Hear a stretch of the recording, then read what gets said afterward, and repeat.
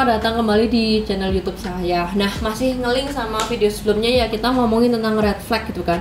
Nah, dari sharing story itu sebenarnya kita bisa membuat probabilitas gitu ya. Aku berani bilang sih, maksudnya hampir semua atau banyak lah, atau mungkin malah semua, ya nggak tahu lah ya, mungkin 98% yang konseling atau yang ngobrol sama saya mungkin dan masalahnya itu gua banget juga. Dulu aku juga kayak gitu. Yaitu apa teman-teman, mengabaikan red flag. Nah, jadi di dalam video kali ini gua mau coba explore kenapa sih kita mengabaikan red flags gitu ya, teman-teman. Kenapa kita ngabain red flags gitu ya? Nomor satu gitu ya. Ada sharing nih. Kemarin ada cewek yang bilang kalau dia tuh nikah sama cowok yang cuman kenal sebentar, 3 bulan gitu ya. Terus nikah dan ternyata gue nggak bisa cerita panjang lebar tentang case dia gitu, tapi menurut gue itu salah satu dari cerita di dalam sekian banyak orang yang konseling. Menurut gue itu parah banget, bahkan gue ngerasa perilakunya itu malignant NPD banget, atau aduh psycho banget deh, psycho banget, sosiopat banget gitu ya. Dan mungkin nggak tahu kalau didiagnosa mungkin bisa psycho deh, soalnya gila banget.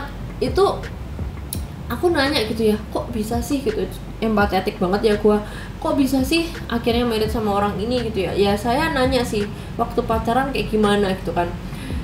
Saya nggak terlalu ngalamin pacaran kak, soalnya dia cuma 3 bulan gitu kan, dan 3 bulan itu terasa sangat cepat gitu.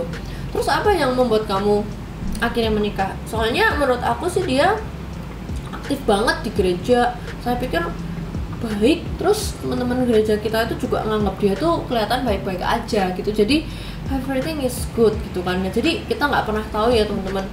Kemudian yang nomor 2 ada bapak-bapak cerita gitu ya, udah menikah 10 tahun, bilang kalau ya dulu tuh aneh sih kak, kalau waktu zaman kita pacaran tuh selalu ngancem kalau enggak saya turutin maunya apa atau dia minta apa enggak saya turutin gitu ya, dia kayak enggak suka gitu.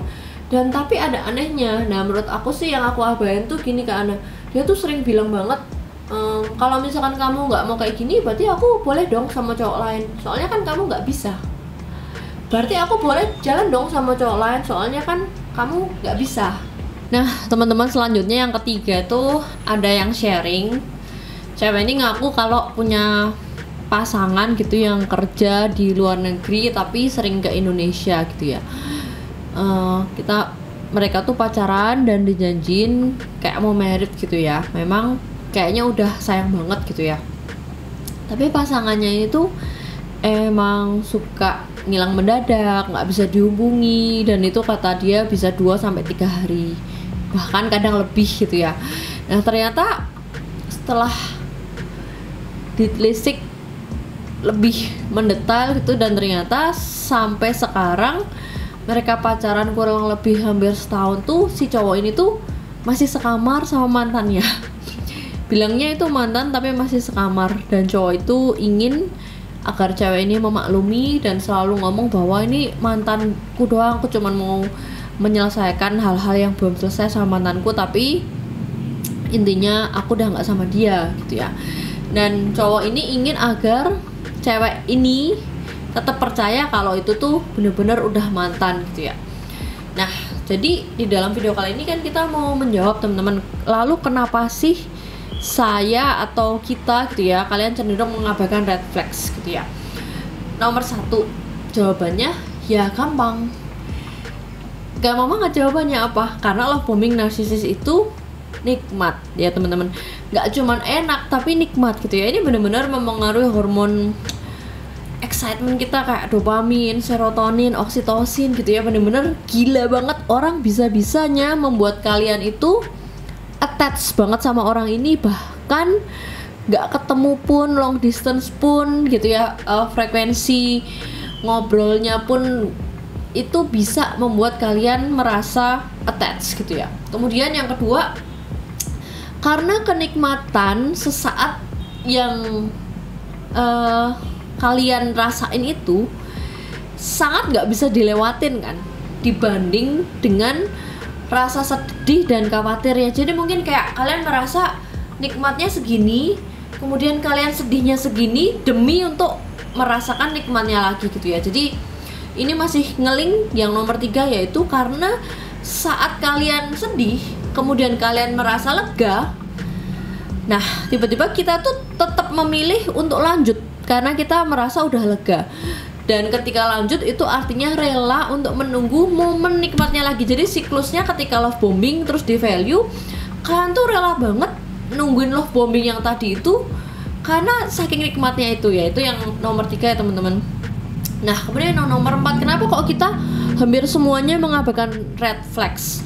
Karena pada saat itu logika kita lagi tumpul, mirip kayak orang ngerokok gitu ya, rela banget bayar, ngeluarin uang, kalau perlu nggak makan, kalau perlu uang dapur masih kurang, dan bahkan ada peringatan juga, apapun pokoknya intinya number 1 harus ngerokok. Nah sebenarnya itu karena ada reaksi hormon-hormon yang nggak stabil, dopamin rush yang memang sudah dipengaruhi oleh kandungan-kandungan yang ada di dalam merokok itu. Dan juga ini menjadikan illogical behavior karena nikmat tadi ya teman-teman. Kemudian yang nomor 5, kenapa? Ya soalnya baru kali ini ada orang yang aku ngerasa sayang banget kayak gini dan bisa bikin aku kayak gini, melayang-layang, bisa bikin aku kayak ini aku mau nikah sama dia gitu ya. Wah teman-teman, ya karena dia adalah master dari superficial charm, master dari seorang narsistik, dan mungkin kalian adalah korbannya gitu ya. Sepanjang hidupnya memang udah terlatih banget dan master banget gitu kan. Kemudian yang nomor 6, kenapa kok sebagian besar mengabaikan red flags? Itu alasannya karena ada hubungan seksual. Nah hubungan seksual ini membuat orang itu menjadi attached, dan bujuk rayunya apalagi sangat ketika kalian bertemu itu sangat dahsyat banget gitu ya. Bahkan mungkin kalian hari ini ML, besoknya dia ngilang pun, atau mungkin dia lagi ML juga sama orang lain, tapi kalian tetap masih bucin kan gitu ya. Yang nomor 7, respon wajar gitu ya. Ya kan aku nggak tahu apa-apa kak, aku kan belum teredukasi.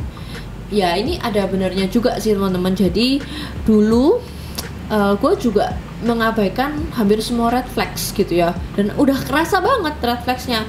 Tapi parah banget deh, aku sih parah banget dalam kadar mengabaikan red flags kayak. Nah terus aku juga sering kayak berusaha menghibur diri sendiri gitu ya, atau bilang sama support system kita atau teman-teman atau sahabat, ya kan aku nggak tahu. Nah jadi mungkin alasan ketidaktahuan itu juga menjadi penyebab yang bisa diterima teman-teman. Nah kemudian yang nomor 8, karena kalian atau kita itu cenderung melihat kebaikan di dalam seseorang teman-teman. Kebaikan di dalam orang, apalagi ini yang membuat kalian nikmat tadi ya. Balik ke nomor 1, dia baik kok, dia ngasih aku uang, dia baik kok. Ada yang bilang aku diajak jalan-jalan ke tempat liburan yang aku pengen. Ada yang bilang dia juga sering nanyain perhatian, udah makan belum, atau nanyain kerjaan aku kayak gimana. Dia baik kok. Yes teman-teman, jadi narsis itu memang kadang ya baik, malah baik banget gitu ya, tapi kadang enggak. Dan ini tuh menjadi suatu siklus dan pola kesatuan narsisistik, siklus narsisistik gitu ya teman-teman. Kemudian yang nomor 9, kenapa kita mengabaikan red flags? Karena kita cenderung mempercayai apa yang ingin kita percaya. Nah ketika kita sering atau tertarik atau bahkan suka sama orang yang kita rasa membuat kita benar-benar udah sayang gitu ya, itu tuh diikuti dengan harapan yang besar banget gitu kan. Nah bahkan dengan mudah kalian juga terbesit kata menikah dengan mudah, yang tadinya susah tapi tiba-tiba kok kayaknya menikah dengan mudah. Akhirnya kita atau kalian cenderung apa? Berjuang sampai babak belur teman-teman, dan mengabaikan semua red flags itu. Kemudian yang 10, ini yang terakhir ya teman-teman. Kenapa kita mengabaikan red flags? Intinya karena kita semua punya harapan yang sangat besar dan berpikir kalau kita berbuat baik, ya dia juga akan berbuat baik ke kita. Dan nggak mungkin tega lah nyakitin kita. Orang waktu itu dia ngilang aja aku udah nangis bombay, khawatir, sampai ngontek semua orang, dan aku bener-bener kelihatan kehilangan banget. Masa dia tega melihat aku seperti itu lagi? Kalau misalkan aku nurutin semuanya, harusnya kan aku akan baik-baik aja. Nah, disinilah pola pikir kayak gini terus menerus.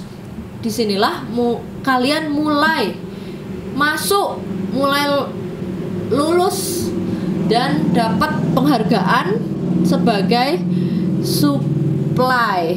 Nah, akhirnya siklus berlanjut. Itulah teman-teman. Jadi mengapa ini nomor 1 sampai 10 adalah mengapa memang 98% atau 99,9% banyak banget yang mengabaikan red flags gitu ya teman-teman. Aku thank you banget untuk semua yang udah sampai di video ini, yang mau like, comment, subscribe. Jangan lupa mampir ke @unsecret.narcissus di Instagram. Thank you banget untuk semua yang udah mau baca buku aku. Semoga bermanfaat. Sampai jumpa di video selanjutnya. Semoga bermanfaat.